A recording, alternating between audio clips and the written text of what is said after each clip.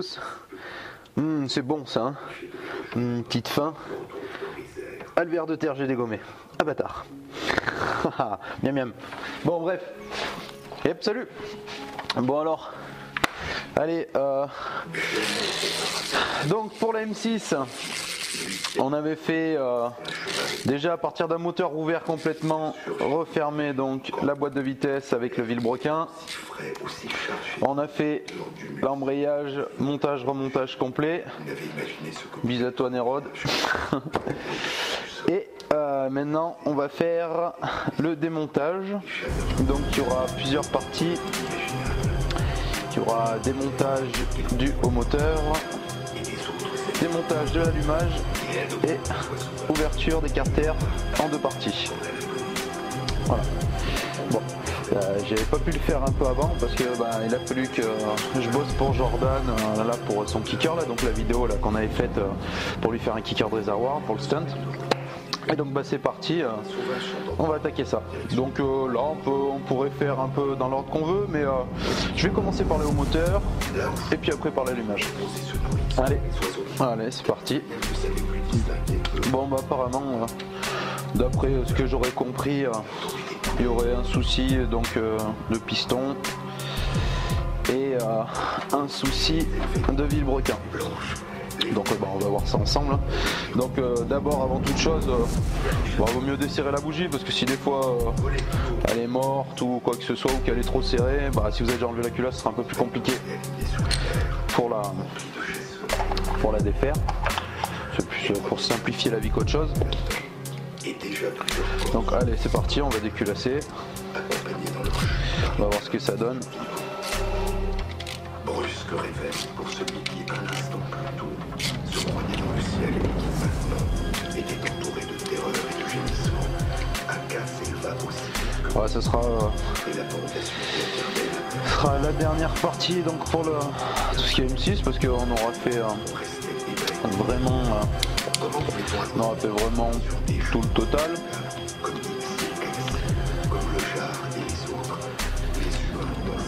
Après on fera réglage et compagnie. On fera réglage carburateur, je ferai. Et puis ça pourra être complet. Donc déjà on remarque, il manque une rondelle sur les 4. Donc je sais pas du tout ce que c'est en fait, ça a l'air d'être un cylindre d'origine. Ouais c'est ça, c'est un cylindre d'origine. Normalement, putain filet, les écrous sont esquintés, il n'y a pas des butées caoutchouc.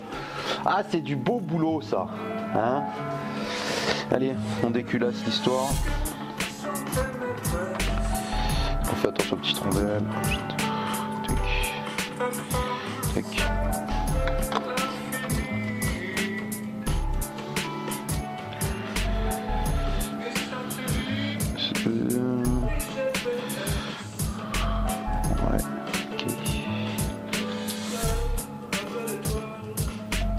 La bougie, ça va, elle pourrait faire encore. Tac. Et il y a encore tout le long de fois. Ah, il y en a partout du bordel, c'est la merde. Allez, on vire tout ça. D'accord, on va déjà. La gueule du piston.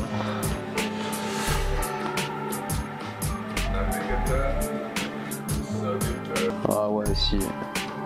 Putain, en fait, si.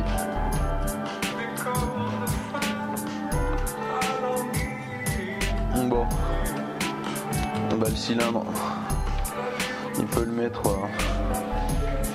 en exposition dans une vitrine s'il veut.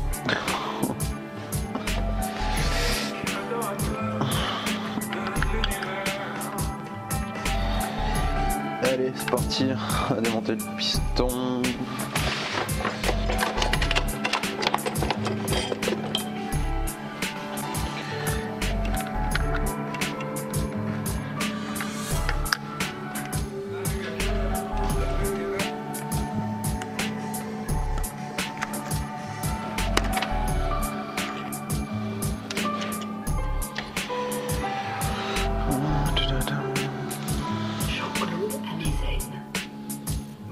Sa cage à aiguille elle est baisée. À l'intérieur les rouleaux ils sont complètement secoués.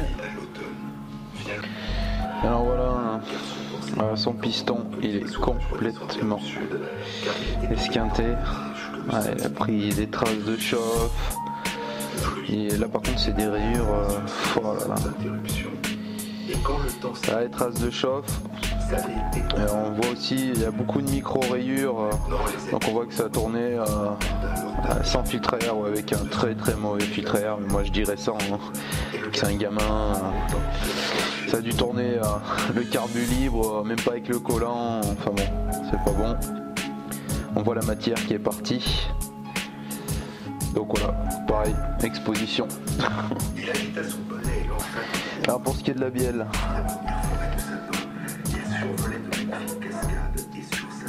ça tourne. Ça tourne vraiment pas génial. Je crois que là, je sais même pas, je crois, il y a un gros problème de roulement.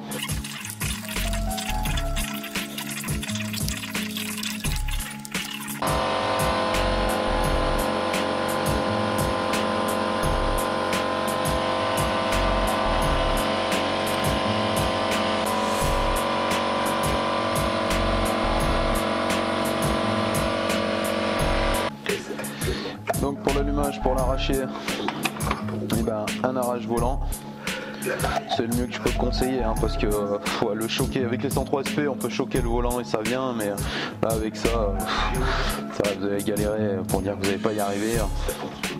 Vaut mieux investir dans un arrache volant. On se complique pas la vie, mais surtout ça la change. 19 je crois de mémoire, si je dis pas de bêtises.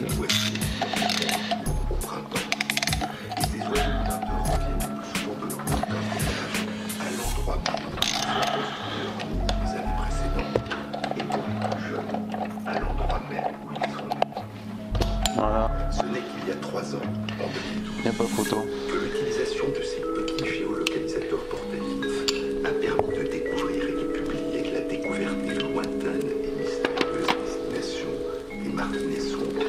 Voilà l'image, le rotor, l'aimant est pas esquinté, ça va, c'est pas mal.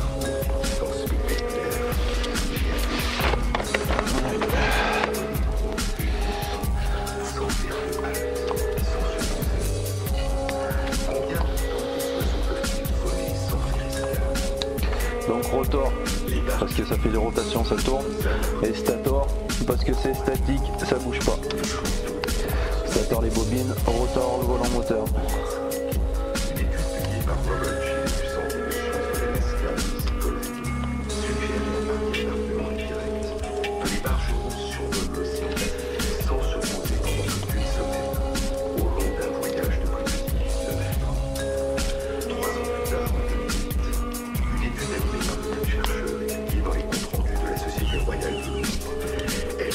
Donc pour le sens, vous pouvez pas vous tromper. Et il y a la butée en caoutchouc, l'insert pour les fils. Je vais le mettre dans l'autre sens pour que ce soit plus simple. Hop. Et la batitine. On attaque. Donc on peut pas se louper. Hein. Putain, c'est dans un état. Un gros dégraissage aussi. Pour le remontage. Il pourrait laver les braises quoi, avant de les amener. Mais non, ils font les petits cochons. Hein, regarde, ils font les petits. Ouais, petits porcs là. Donc voilà, allumage, il vient tout seul. Hop, donc on peut pas se tromper étant donné qu'il y a le logement pour lui.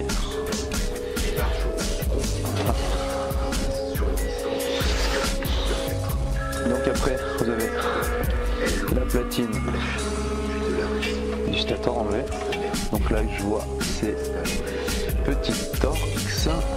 D'ailleurs, ils sont pas dans un super état.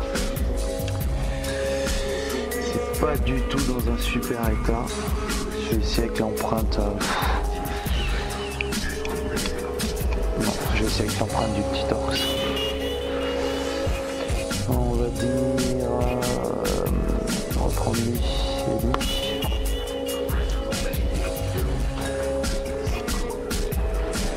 Non. Ça change tout le temps, là, sur plein de moteurs, hein, c'est jamais les mêmes. Bon, un coup c'était des crues à mon ami qui avait des crues-ci, ça doit être les vis d'origine, ça par contre. Parce qu'il y a des crues-ci. Il y a bien un beau plat. Les crues-ci, ça doit être des vis. Que le gars avait mis là. D'avant.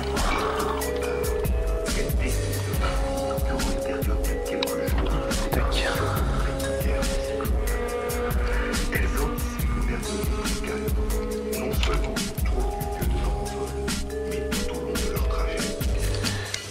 Comment font-elles pour prévoir la survenue des tempêtes à des milliers de kilomètres de distance sur une période de plus d'une semaine?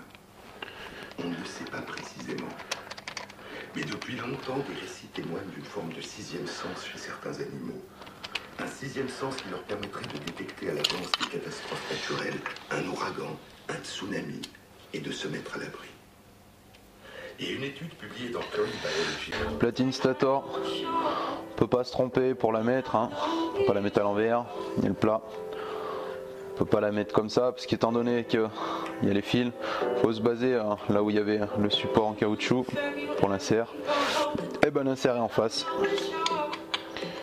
Non, on peut pas se tromper, c'est assez simple. Bon, maintenant on va s'attaquer au vis du carter intérieur allumage. Bon, je vais y foutre comme d'hab, hein. Je fais faire maintenant accélérer parce que sinon je me suis rendu compte que ça prenait trop de temps les vidéos.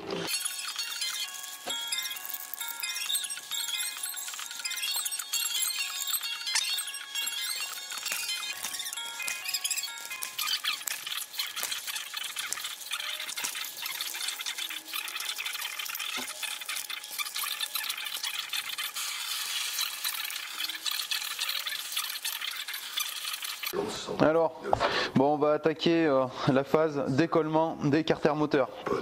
Enfin là pour l'instant du carter moteur, donc côté allumage.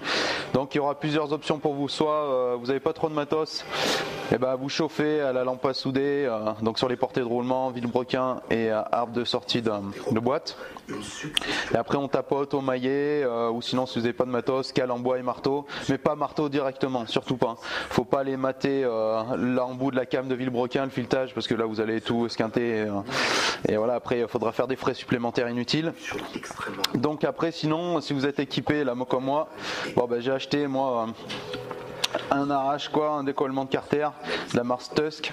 Donc franchement c'est vraiment du bon matos, hein, c'est bien costaud, c'est bien énorme, ça arrache bien quasiment tout. Et donc eh ben, il est en vente hein, sur le site de mon pote hein, François Thieffry, fixmotors.fr. Donc voilà, après si vous passez par moi, je pourrais peut-être vous faire un petit prix dessus. Faut m'envoyer des messages si les fois vous intéresse. Bah, je vais vous faire voir comment ça marche. Donc avant toute chose, donc ce qu'il faut déjà vérifier, c'est pour donc moi je vais prendre sur la portée. Voilà, on met en place. Ça sera comme ça, comme ça. Ouais, là on est pas mal. Là on est pas mal. Environ 800 grammes.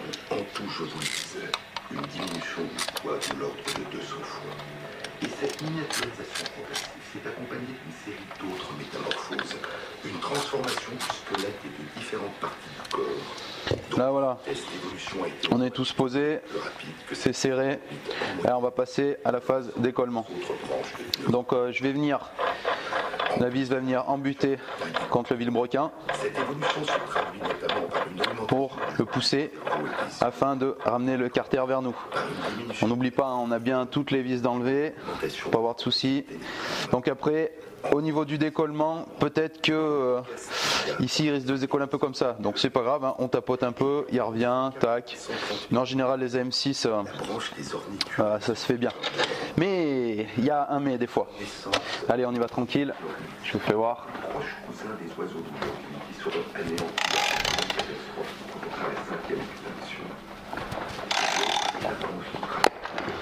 Voilà, on a entendu claquer, ça a décollé le roulement. On vérifie, ouais, il est en train de venir.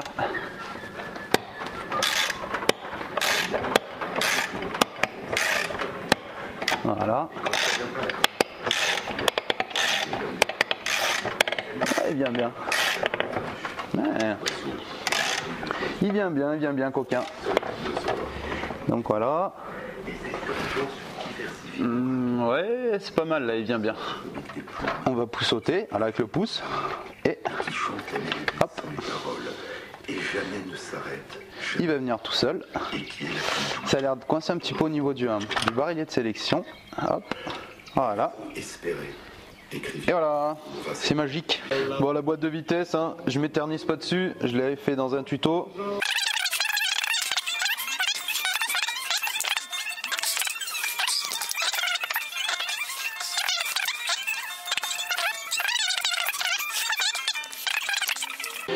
Voilà, tac, bon là on a tout déposé, boîte de vitesse, maintenant il ne reste plus qu'à sortir le vilebrequin de l'autre côté du carter.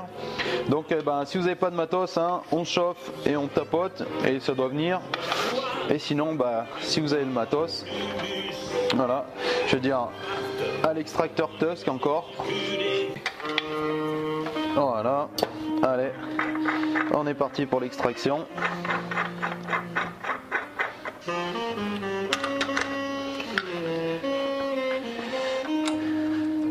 Je vous fais voir ça, là que vous voyez bien.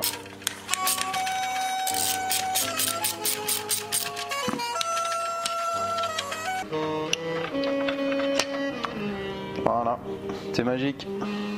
Allez, on continue. Bon, en observateur, hein, on a démonté la clavette là où il y a. D'ailleurs, la clavette, il faut penser à bien la mettre de côté, pas la perdre. Donc on a vu. Donc là, on est côté allumage. Il y a le roulement dans le vilebrequin. Donc le roulement, il est enlevé. Voilà. Donc l'autre côté du carter, il n'y a pas de s'en occuper. Là, par contre, le roulement, il est resté. Bon, alors, on va l'enlever. Donc avant toute chose, ici, il y a une petite entretoise avec un joint spi. Il faut l'enlever. On prend un petit tournevis plat. On poussote. Hop, et on le fait venir. Voilà, le petit joint spi, la petite entretoise. On regarde son état, si elle n'est pas marquée, rayée. Voilà, si des fois c'est marqué au rayé, faut changer, hein. Ça coûte une misère, faut pas se prendre la tête. Donc tac, on y met de côté. Le joint spi, on tourne, on essaye. Bon là c'est pas génial, on va essayer avec un peu plus gros. Donc moi je vais prendre un petit démon de pneu de vélo. On prend quelque chose pour protéger le carter, hein, pour pas l'esquinter. Hop, on fait levier. Voilà, tac. Prenez bien un chiffon, une cale, quelque chose pour pas esquinter la portée quoi. Même si c'est en haut, voilà, c'est pas sujet à fuite, mais oh, ça, histoire de faire ça proprement jusqu'à la fin quoi. Donc voilà, je m'inspire, hein, limite, on s'en fout. Donc ça reste le roulement enlevé là. Donc là, bon moi, vu qu'il n'est pas resté sur le vilebrequin, faut que j'enlève. Alors, on va chauffer et taper pour le faire venir. Donc on choisit une douille appropriée quoi au roulement. Celle-là elle va bien, c'est quoi, c'est 19. Alors là. Yep, bon. On va démonter le roulement, hein. On chauffe. Alors les Parisiens ont aussi afin de dilater le tout là.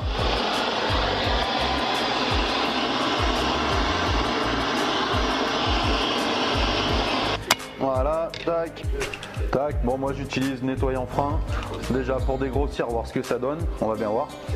En fonction de comment c'est gras, il va falloir peut-être prendre carrément le pinceau, l'essence, du diluant. J'essaye déjà au nettoyant frein, voir ce que ça donne.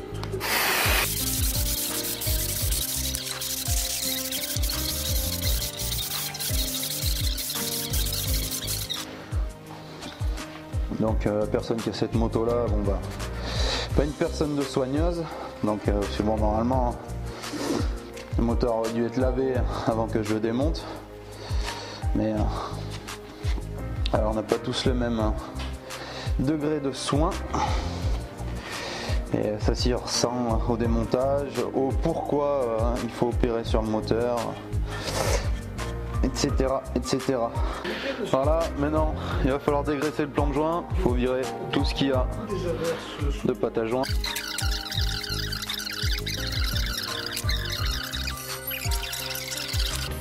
Un plan de joint bien nickel.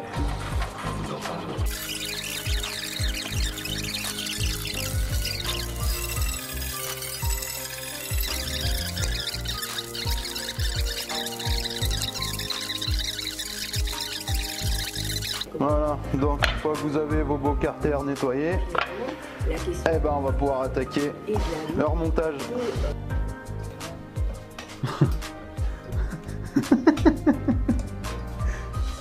Il en raconte un peu? C'est vrai? Il n'arrête pas? Voilà, roulement monté donc sur la bielle, voilà, la presse propre, il n'y a pas de souci, pas de coup de marteau, c'est nickel. Allez, on va mettre tout ça dans le carter. Donc on prend le carter qui a l'axe fixe pour la fourchette. Donc ça va être celui-là qu'on va s'occuper, étant donné qu'on pourra installer la boîte de vitesse et qu'elle bougera pas, elle sera complètement fixe pour pouvoir refermer avec l'autre carter. Voilà, allez go.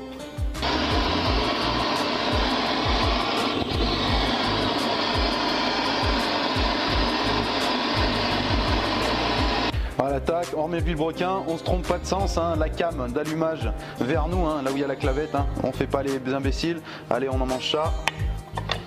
Voilà, tac, ça va tout seul. Voilà, là on est nickel. Allez, boîte à vitesse, déjà fait en tuto, donc on fout ça en accel.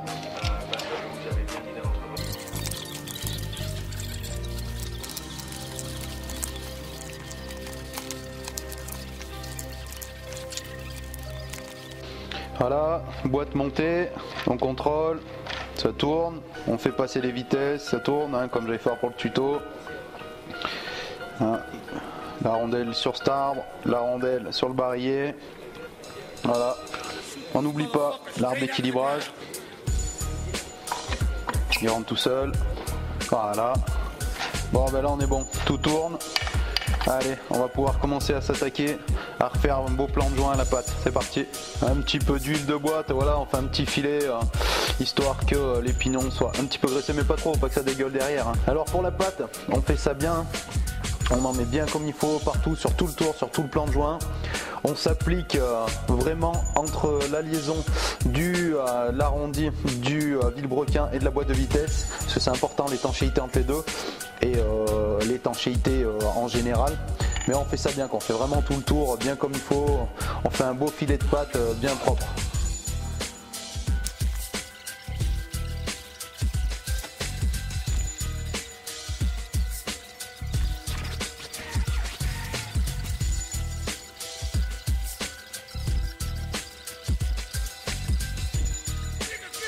Plan de joie est mis, on finit avec notre petit arbre de sélection.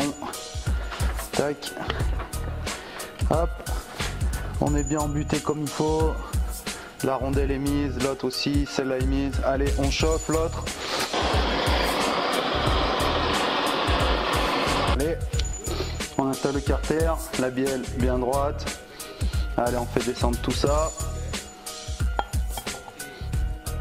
Voilà. Voilà. On tapote, hein, ça va se mettre vraiment. Voilà. Voilà, il est super nickel, il est bien approché. Hop, allez. Maintenant, on s'attaque au remontage des vis.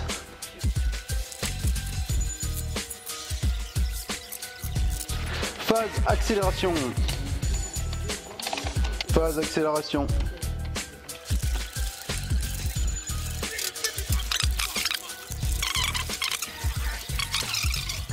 Bon bah voilà, pour finir, et ben on va serrer les vis aux coupes de serrage. Donc des vis qui sont en diamètre 6, donc en moyenne ça sera entre 10 et 11 Nm. Donc là moi je l'ai mis à 11. Allez, c'est parti.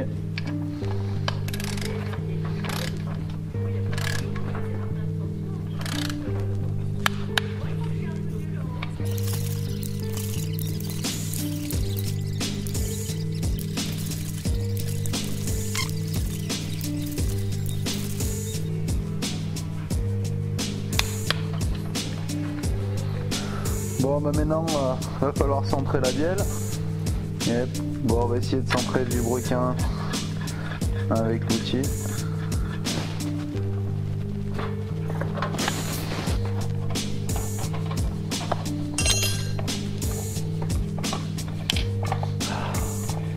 Là ça me plaît.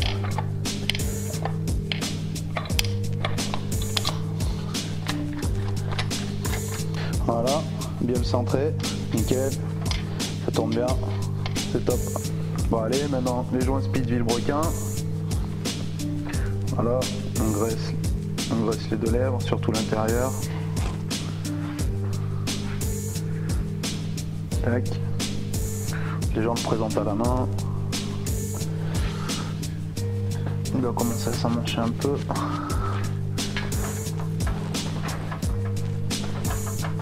Voilà. Comme on veut, c'est bien éclairé dans ce garage. Donc nickel. Donc après c'est pas fait par un choix. Est-ce que demain t'es sujet de finir à quelle heure toi? Ah ouais, demain, moi je me débrouillerai dans tous les cas, plus tard, je me débrouillerai, moi, c'est pas le souci. C'est plus après toi, demain, c'est l'heure où tu finiras, quoi.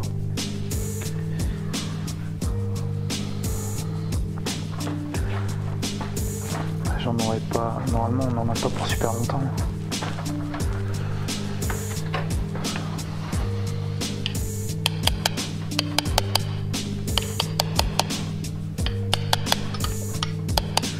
Allez, on enchaîne.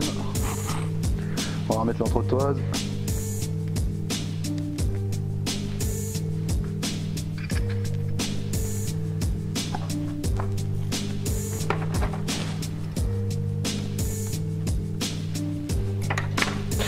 Allez, faut remonter l'allumage. Interdite par le pouvoir C'est parti. la danse. En effet, depuis la révolution islamiste de 1979 et le démantèlement.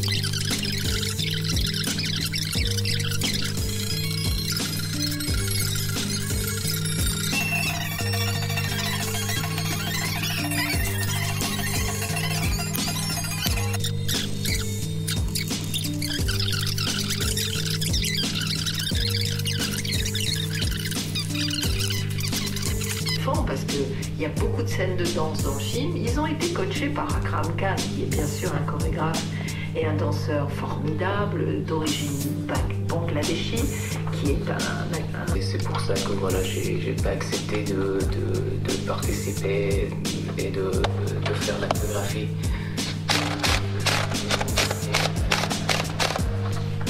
Qui a fait ce travail que je trouve très intéressant.